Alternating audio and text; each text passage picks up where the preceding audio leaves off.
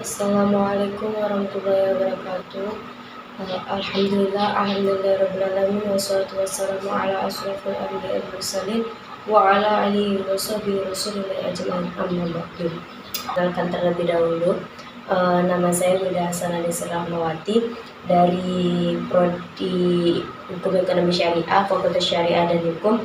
Saya akan menjelaskan tentang apa itu hukum acara perdata. Jadi di sini saya ada dari mata kuliah PHI atau pengantar hukum Indonesia, ditugaskan untuk menjelaskan apa itu hukum perdata. Jadi hukum perdata itu yaitu suatu rangkaian peraturan-peraturan yang membuat cara bagaimana orang harus bertindak terhadap dan di mana pengadilan dan cara bagaimana pengadilan itu harus bertindak satu sama lain,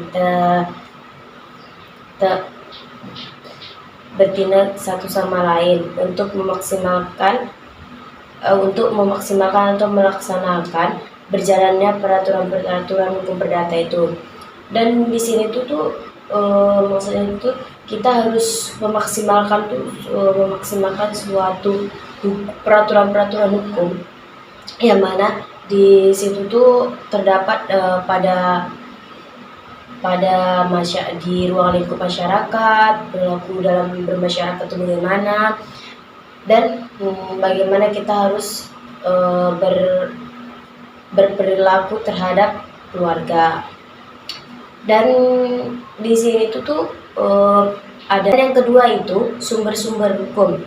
Jadi sumber-sumber hukum itu adalah tempat dan dapat ditemukannya ketentuan hukum acara perdata yang berlaku di Indonesia sebagai berikut. Jadi di dalam hukum perdata ini ada 10 sumber. Jadi di dalam 10 sumber itu berbeda maksud. Jadi ada yang tentang perkawinan, ada yang tentang dan lain sebagainya. Jadi di dalam sumber-sumber hukum perdata ini, hukum acara perdata ini yang pertama itu HIR atau Herzen Indonesia Reglement. Dan yang kedua itu RBG, Reglement for the Bouwtechwetstand. Dan yang ketiga itu RF itu Reglement of the Witwatersrand. Dan yang keempat itu ada BW atau Burgerlich Wetboard. Dan yang kelima itu WRK atau Wetboard Van Cap Handle. Dan yang kelima itu ada berbagai undang-undang yang berkaitan dengan hukum acara perdata. Jadi di dalam hukum perdata ini sumber-sumbernya itu udah ada beberapa undang-undang, yang mana salah satunya itu ada Undang-Undang Nomor 20 Tahun 1947, ada juga Undang-Undang Nomor 14 Tahun 1985, ada pula Undang-Undang Nomor 18 Tahun 2003. Dan ada pula Undang-Undang Nomor 2 Tahun 1986. Dan ada yang terakhir itu yaitu Undang-Undang Nomor 37 Tahun 2004. Dan di dalam undang-undang ini masih ada berbagai undang-undang, yang mana tidak hanya undang-undang yang saya sebutkan saja, cuma di situ kayak lebih dipertegaskan itu pada undang-undang tersebut. Jadi di dalam undang-undang ini kayak kita di situ dalam undang-undang ada menceritakan tentang undang-undang dalam perkawinan, tentang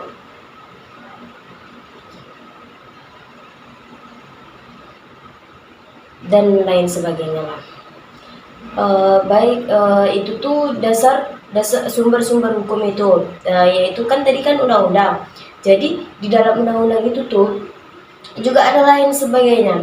Dan di sini juga ada asas-asas hukum, asas-asas hukum acara perdata, yaitu yang pertama itu tuh hukum itu bersifat menunggu. Jadi hukum suatu hakim itu tuh dia tuh menunggu orang yang akan di persidangan itu. Dan yang kedua itu hukum bersifat pasif. Dan yang ketiga itu perkembangan itu yaitu persidangan terbuka untuk umum. Jadi di hukum perdata ini itu juga ada hukum bersifat terbuka. Jadi tidak semua terbuka. Apakah ada yang tidak terbuka? Ada. Dia itu kayak seperti berzina, berzina itu kayak pelecehan seksual gitu.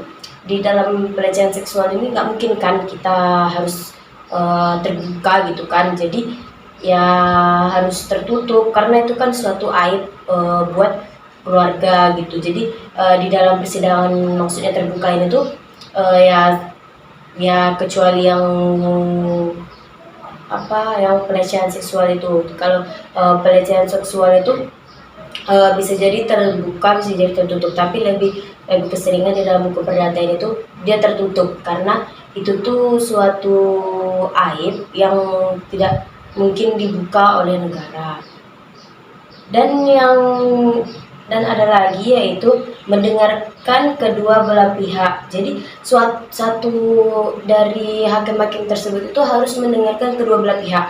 Jika pihak A menjelaskan tentang ini, kita harus mendengarkan. Jadi kita tidak boleh mendengarkan hanya yang untuk A, yang untuk B, gitu, tidak. Jadi kita tuh harus mendengarkan yang B juga. Jadi pasti ada perbedaan di antara pihak A dan pihak B. Jadi satu hak dari hakim-hakim tersebut itu harus adil gitu. Jadi mereka itu harus mendengarkan kedua belah pihak. Jika hakim itu mendengarkan cuma hanya satu belah pihak, maka satu masalah itu tuh tidak akan ada ujungnya, karena jika pihak A menyalahkan pihak B menyalahkan pihak A. Jadi kalau misalnya kita menjelaskan, jika kita menyetujui satu saja, jadi itu tuh tidak akan selesai gitu, karena pasti pihak A ingin benar, pihak B ingin benar. Jadi kita harus mengadili dan mendengarkan kedua belah pihak itu. Jika kita tidak mendengarkan kedua belah pihak, maka hakim itu akan memutuskan suatu hasil yang akan salah dan fatal. Terus putusan harus disertai alasan. Jadi salah satu hakim itu tuh kalau mengutus satu masalah itu tuh harus dengan alasan. Jika misalnya hakim itu memutuskan dia benar, berarti hakim itu harus memberikan satu alasan biar si penggugat dan tergugat ini tuh paham. Jika hakim itu memutuskan itu tuh berarti dia benar karena dia ada alasan. Jika tidak alasannya itu berarti dia memilih jalan yang salah. Terus beracara dikenakan biaya. Jadi beracara hukum perdata ini tuh dikenakan biaya, berbeda dengan hukum pidana. Karena hukum pidana itu dia dibayarkan oleh negara. Jadi kalau hukum perdata ini tidak. Jadi kita harus jika kita mengajukan suatu masalah, maka kita harus mengeluarkan dana atau biaya yang lalu. Ada lagi, tidak ada keharusan mewakilkan dalam beracara. Jadi kalau misalnya di dalam sidangan itu, saya pernah nonton berita di TV One itu tuh, kalau misalnya di persidangan pertama itu tuh, kalau misalnya salah satu orang yang tersebut tidak datang, maka itu tuh tidak disahkan. Misalkan si B ini tidak datang, jadi dia tuh tidak diperbolehkan untuk mewakilkan misalnya ibunya atau apanya, tidak boleh. Jadi tidak ada keharusan. Jadi tidak diharuskan untuk mewakilkan dalam beracara tersebut. Terus ada juga peradilan secara sederhana, cepat dan biaya ringan.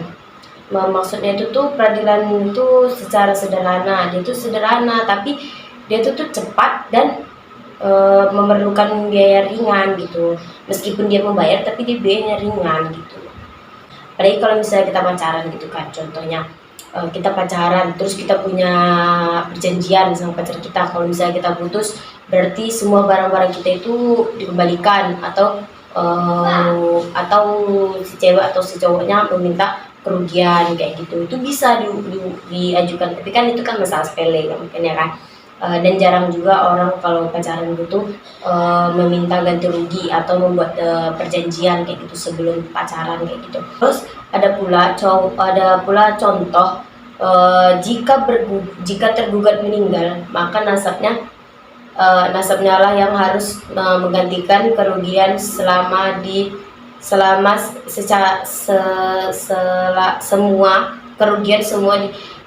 kerugian semua si almarhum dalam hukum perdata. Jadi di dalam hukum perdata ini tuh jika ada suatu almarhum dia itu memiliki utang gitu terhadap si fulan. Jadi si fulan itu menggugat si almarhum sebelum dia meninggal. Terus tiba-tiba dia meninggal si tergugat. Jadi dia tuh harus nasabnya itu yang harus menggantikan semua kerugian si almarhum tersebut, seperti anaknya, orang tuanya, atau keluarganya. Jadi jika dia meninggalkan suatu barang atau suatu kekayaan, maka kekayaannya itulah yang harus kekayaan yang dia punya yang masa-masa di dunia itulah yang harus digantikan terhadap si fulan. Jadi berbeda terhadap hukum pidana. Kalau hukum pidana itu tuh jika si almarhum meninggal, maka masalahnya itu tuh dihapus di dalam hukum pidana. Jadi disitulah terdapat perbedaan di antara hukum perdata dan hukum pidana. Kalau misalnya di hukum perdata itu tuh nasab-nasabnya yang harus menggantikan.